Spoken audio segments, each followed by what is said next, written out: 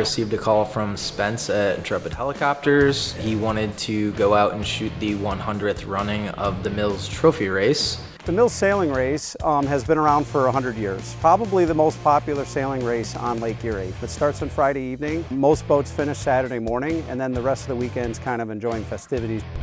Toledo traffic, helicopter 3 Tango Center, departing the north-south taxiway to the Toledo Suburban.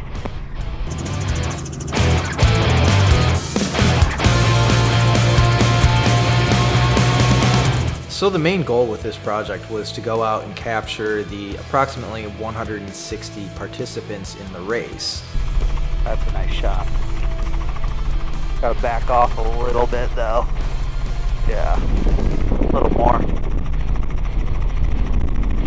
That's better. Okay, now you can go forward. A drone really isn't a practical solution. We had a large field of boats that we needed to cover. We needed to capture them each individually, and also the distance from shore. Where drones might, be able to go up for 20, 30 minutes, we're going to be able to go up for 3 hours, up to 14,000 feet, and to travel 130 miles an hour. This was the 100th running of the Mills race. There was good weather, good wind, and we just thought that, hey, all things considered, people might want this memory.